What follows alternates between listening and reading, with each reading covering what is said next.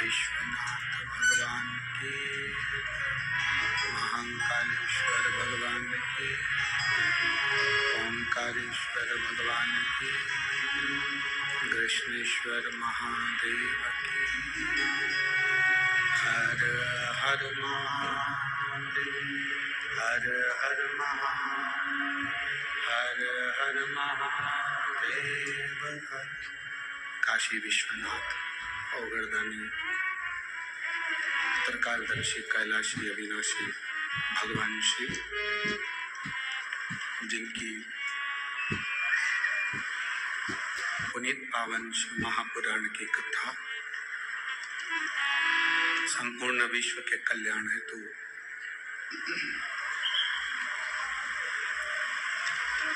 श्रवण करने का सौभाग्य बाबा देवाधिदेव महादेव की कृपा से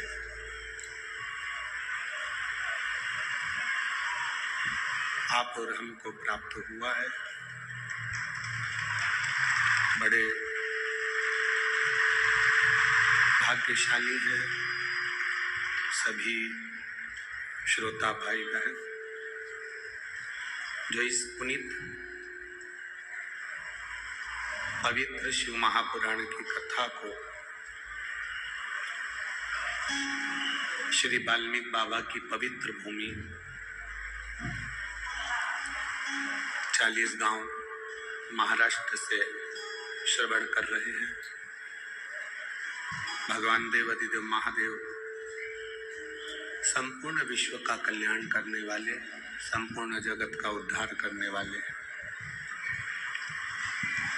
कथा के मुख्य यजमान श्री उन्मेष जी पाटिल, सांसद महोदय जलगांव लोकसभा, श्री संपदा उन्मेष जी पाटिल, उमंग समाज शिल्पी महिला परिवार 40 गांव एवं 40 गांव के सभी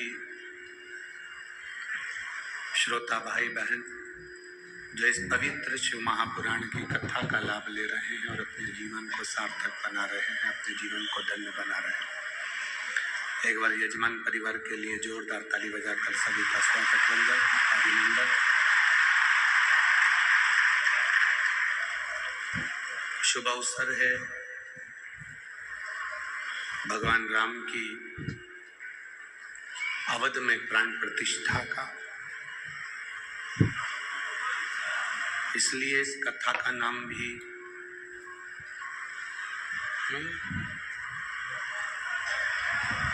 प्रभु श्री राम शिव महापुराण की कथा, इस कथा का नाम दिया गया है।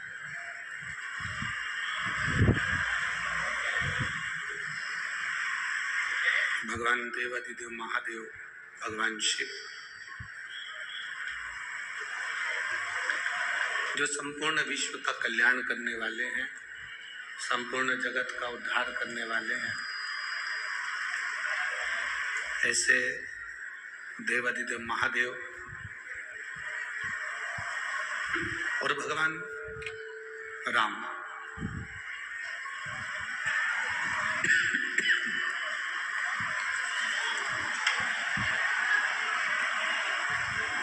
इन दोनों का जो स्नेह है, जो प्रेम है, जो वात्सल्यता है, जो करुणता है, जो आनंदता है, वो एक अविरल है।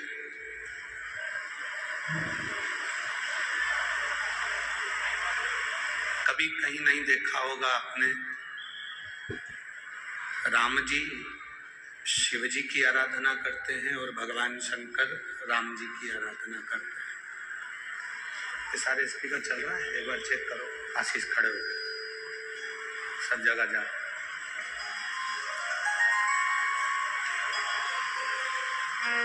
भगवान राम भगवान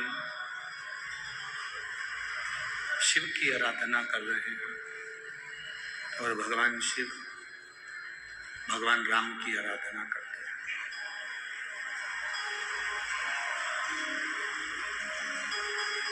शिव महापुराण की कथा कहती है कि जिस दिन हम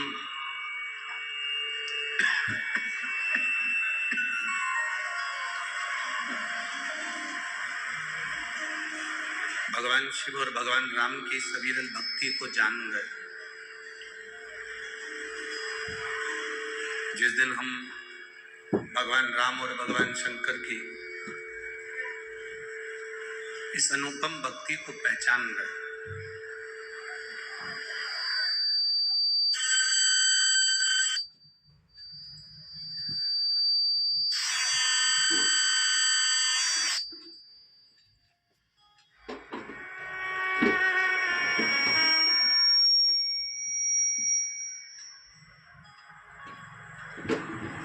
जिस दिन हम भगवान राम और भगवान शिव की अविरल भक्ति को जान जाए, पहचान जाए, उस दिन हमें ज्ञात हो जाएगा कि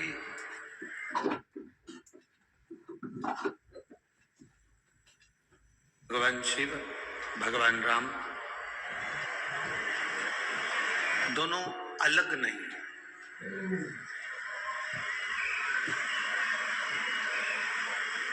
दोनों में कोई विभिन्नता नहीं, दोनों कोई अलग नहीं। भगवान शंकर भगवान राम की आराधना करते हैं और भगवान राम भगवान शिव की आराधना करते हैं। दोनों एक दूसरे की आराधना में लीन हैं, दोनों एक दूसरे के सम्मान में लीन हैं।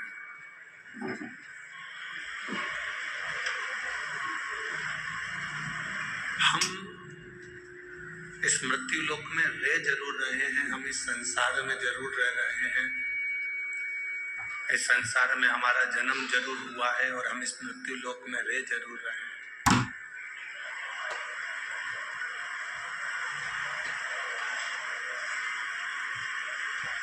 कहते हैं किसी के घर में हमारा जन्म हुआ, हम इंसान बनकर पैदा हुए।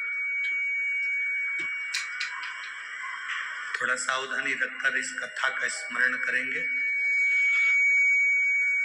हम किसी के घर में इंसान बनकर पैदा तो हो जाते हैं, पर पैदा होने के बाद हमारे भीतर की इंसानियत कहाँ रह जाती है वो हमें समझ में नहीं आती है।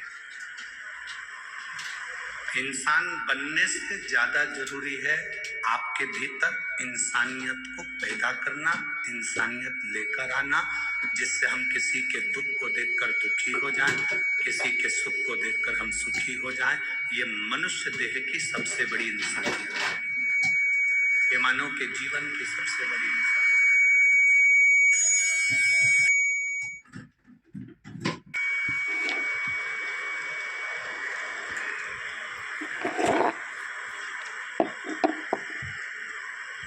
इंसान बनकर जन्म जरूर लिए, थोड़ा सा बेस डालो तो वो सीटी कम मारेगा।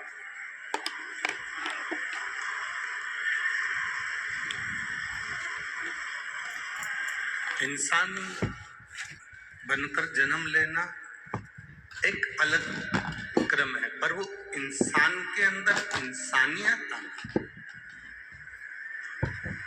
वो मूल है। सबसे ज्यादा जरूरी है हमारे भीतर की इंसानियत को प्रकट करना।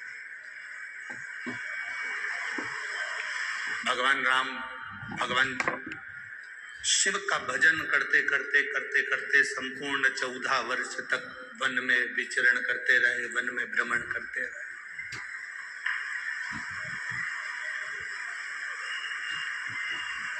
शबरी माता के दरवाजे पर जाना, माता शबरी अम्बा के द्वार पर पहुंचना, निषाद राज से मिलना,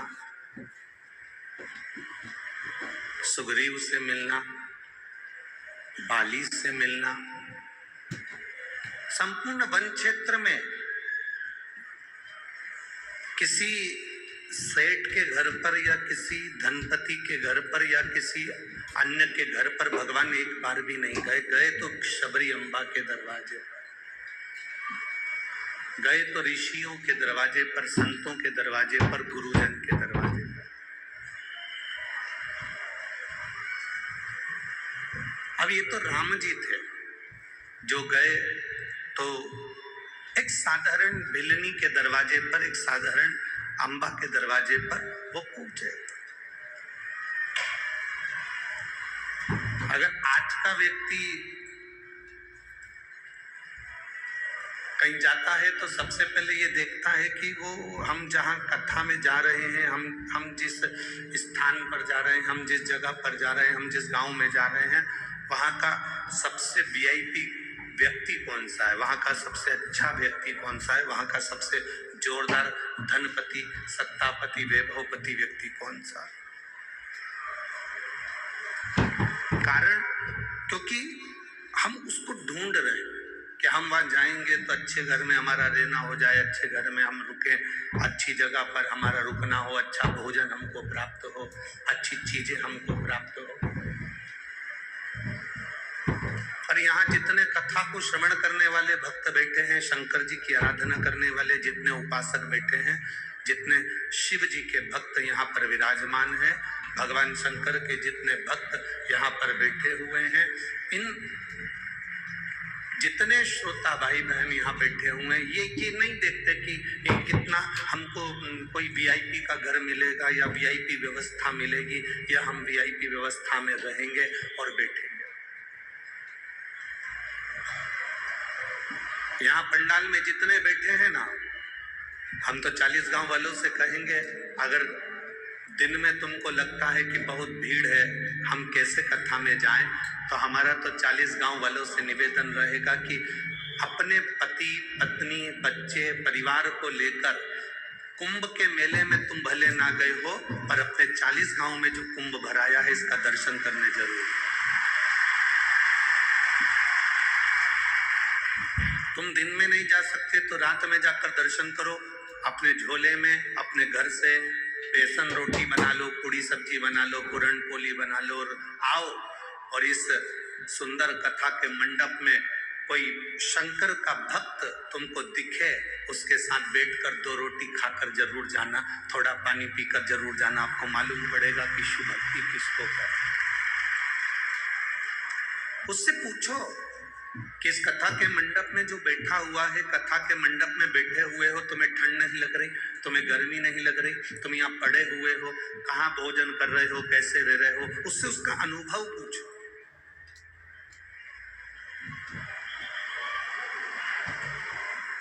जैसे मेरे राम भ्रमण करते करते करते करते करते करते शबरी अम्बा के दरवाजे पर जाते हैं, मेरे राम भ्रमण करते करते निषाद राज के दरवाजे पर जाते हैं, मेरे राम भ्रमण करते करते सुग्रीव बाली के दरवाजे तक पहुंचते हैं, संत ऋषियों के दरवाजे तक पहुंचते हैं। शिव महापुराण की कथा कहती है, जो भगवान शंकर की कथा का रसास्वादन दिल से, आनंद से, भाव से श्रवण करता है, तो जैसे राम शबरी के दरवाजे पर जाते हैं, जब हम भगवान शंकर की अविरल भक्ति में डूब जाते हैं और भजन में डूब जाते हैं, तो एक दिन राम हमारे भी दरवाजे पर पहुंच ही जाते हैं, ये निश्चित। और तेरी कृपा बिना न हिले एक भी, लेते श्वास तेरी कृपा से तन तन, हे गंगाधार मुक्ति द्वार ओंकार तू, भोले ओंकार तू, आयो शरण तिहार शंभु तार तार तू।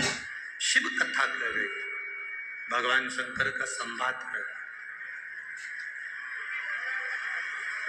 सबसे पहली राम कथा का गायन किसने करा?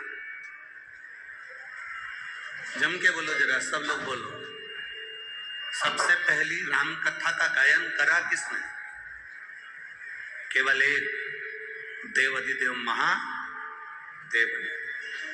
सबसे पहली रामचरितमानस की रचना किसने करी? बोलते जाओ जरा जल्दी जल्दी। सबसे पहली रामचरितमानस की रचना किसने करी? देवाधिदेव महादेव। रामायण की रचना करने वाले भी शिव है और राम कथा का वाचन करने वाले भी शिव है, कोई दूसरा नहीं।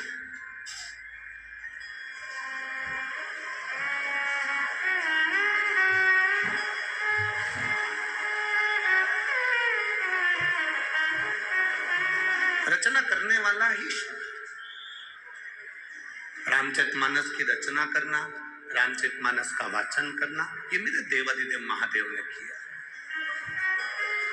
आप सभी के स्मरण में होगा, सबसे पहली रामचरितमानस की रचना भगवान शिव ने करी, जिसमें 100 करोड़ श्लोक थे।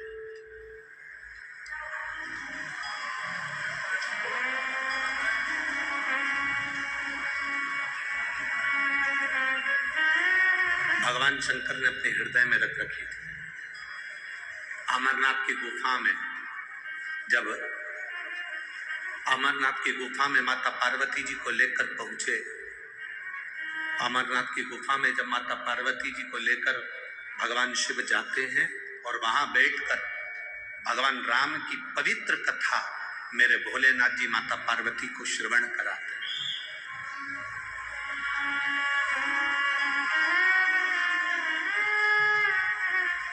बीच बीच में थोड़े थोड़े प्रश्न सम्मुख में आते हैं।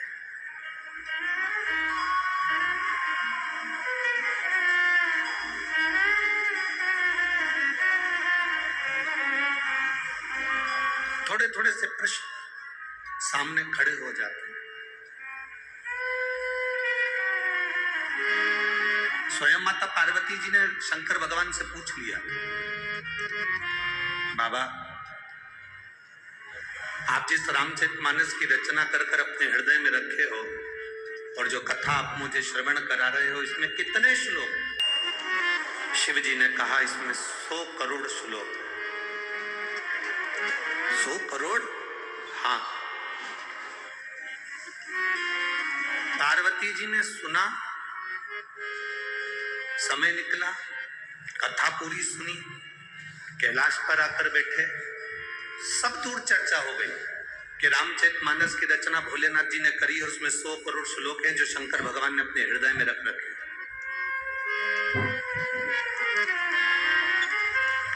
100 करोड़ श्लोक हैं जिसको भगवान शंकर ने अपने हृदय में रखे।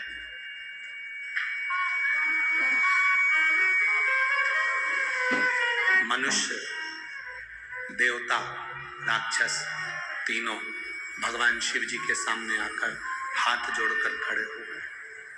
तीनों सम्मुख में।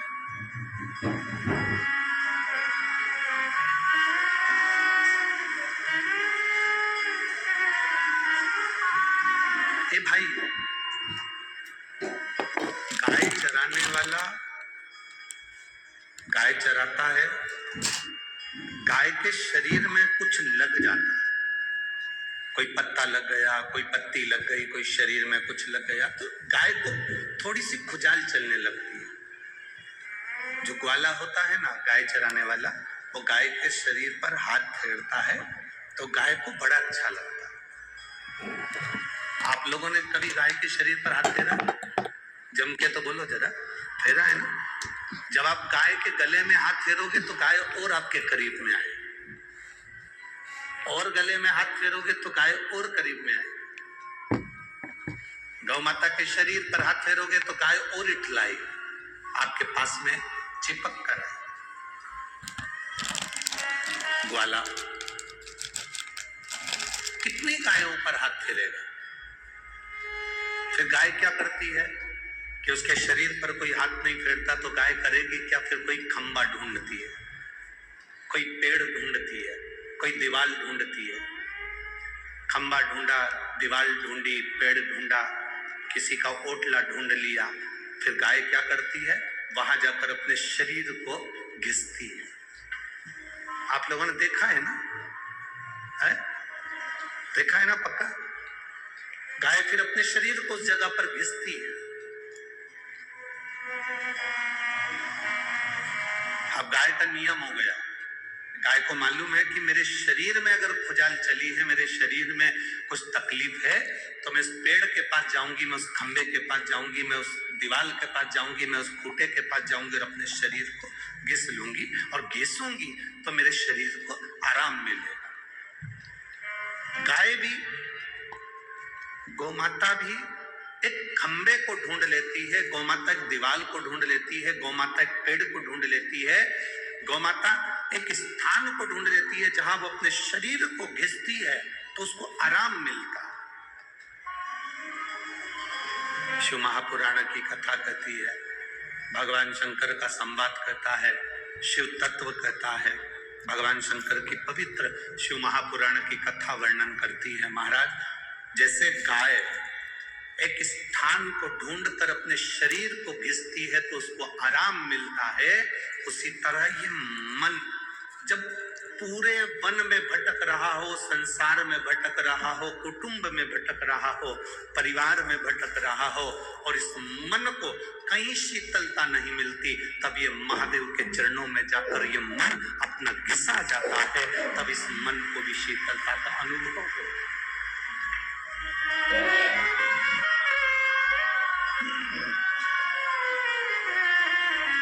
तब इस मन को भी शीतलता का अनुभव होता है, इस मन को भी आनंद का अनुभव होता है, इस मन को भी श्रेष्ठता का अनुभव होता है, तो ये मन भी आनंदित होता है। हमारा एक निवेदन है, पूरे जितने श्रोता भाई बहन यहाँ कथा सुन रहे हैं और जितने टीवी पर सुन रहे हैं, जितने मोबाइल पर सुन रहे हैं, उन सब अपनी आंखों में आंसू भरकर कभी महादेव के पास मत जाओ।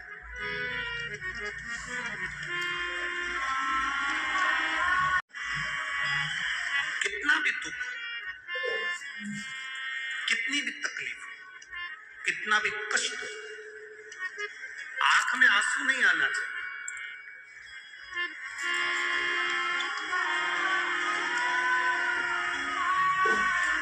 तुम्हें क्या लगता है कि मैं भगवान के पास जाकर रोऊंगी या मेरे आंख के आंसू भगवान देखेंगे? मेरे नैनों के आंसू अगर भगवान देखेंगे तो मेरी जल्दी सुन लेंगे, ऐसा होता है? अरे बोलो तो जम के, भगवान तुम्हारे नेत्रों के अश्रु से तुम्हारी बात नहीं सुनते। भगवान का एक नियम है कि तुम कहीं पर भी बैठकर दिल से उसको पुकार लोगे ना, तुम्हें आंसू बहाने की जरूरत नहीं पड़ेगी, वो उसी समय प्रकट होगी। उसी समय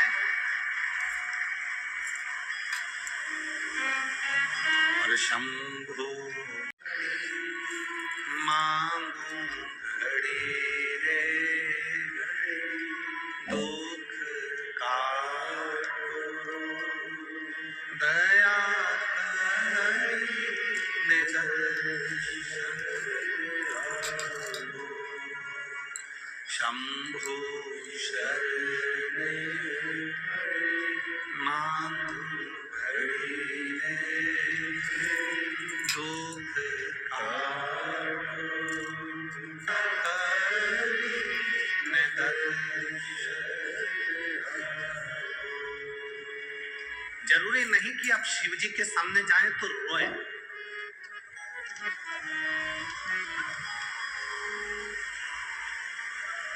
पर कई लोग हैं बाबा के सामने पहुंचते हैं, आंख में से आंसू झड़ने लगते हैं। कई बैठे हैं यहाँ, कई बैठे हैं टीवी के सामने, कई बैठे हैं मोबाइल के सम्मुख में कथा सुन रहे हैं, भगवान के सामने पहुंचे उनकी आंख में आंसू आए।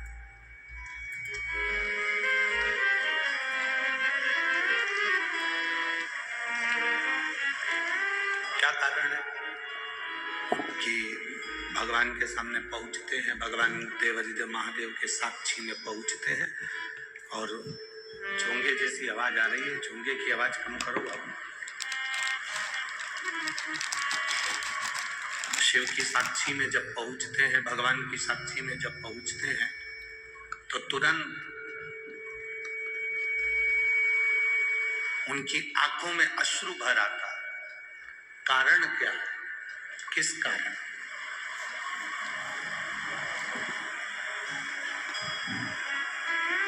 वो कारण है कौन सा?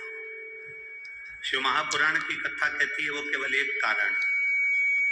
व्यक्ति भगवान पर इतना भरोसा कर लेता है, इतना भरोसा कर लेता है, इतना विश्वास दृढ़ कर लेता है कि जब उसके सामने पहुंचता है तो वो दिल से नहीं कह पाता, आंख से आंसू बहाकर मेरे महादेव, उसके नयन के अश्रु बह रहे होते हैं, आंख से आंसू निकल रहे होते हैं।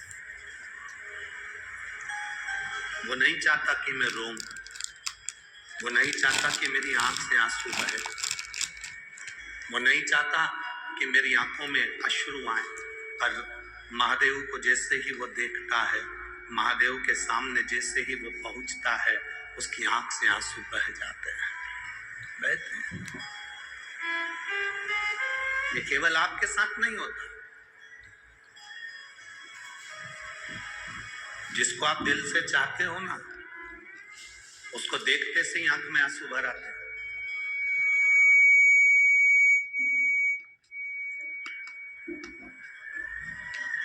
जिसके प्रति प्रेम होता है, जिसके प्रति स्नेह होता है, उसको देखते से अश्रु निकल जाते हैं।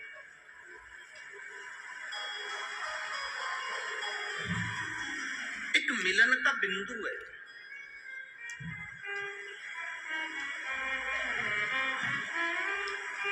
एक बेटी ने अकोला की कथा में प्रश्न किया था, वो प्रश्न आज स्मरण में आया है तो आप लोगों के बीच में हम कहें। एक बेटी ने अकोला की कथा में प्रश्न किया था, गुरुजी प्रेम करना बुरा होता है कि अच्छा होता है?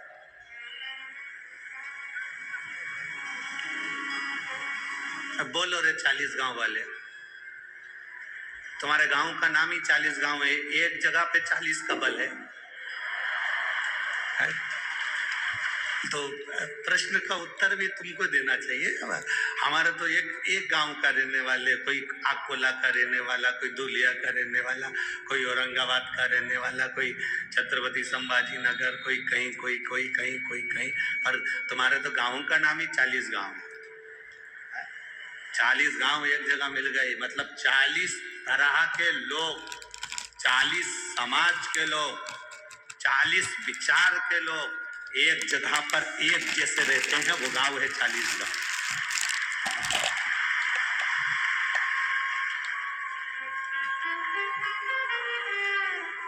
चालीस तरह के लोग एक साथ रह रहे हो जब,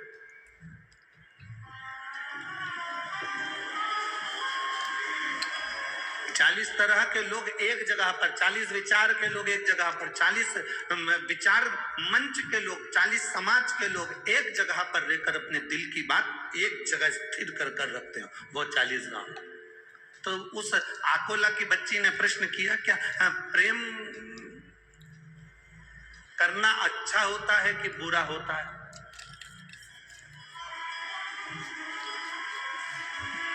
देव जरा उत्तर दे।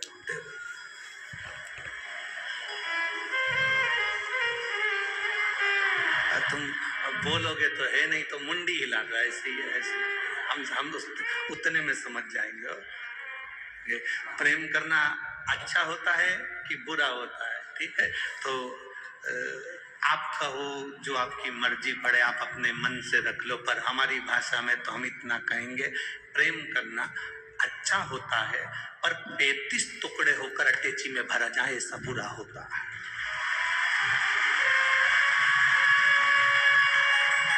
हमारी भाषा में हम कहेंगे प्रेम करना अच्छा होता है, मना नहीं है। राधा कृष्ण का भी प्रेम है, राम लक्ष्मण का भी प्रेम है, एक बाप और बेटी का भी प्रेम है, एक बहन बहन का प्रेम है, एक स्नेह बहनों का भी होता है, भाई का भी होता है। प्रेम करना मना नहीं है, और ऐसा प्रेम करना बेकार है जिसमें तुम्हारे टुकड़े होकर तुम्हें फ्रिज में भर दिया जाए या अटैची में भर दिया जाए, वो प्रेम बेकार।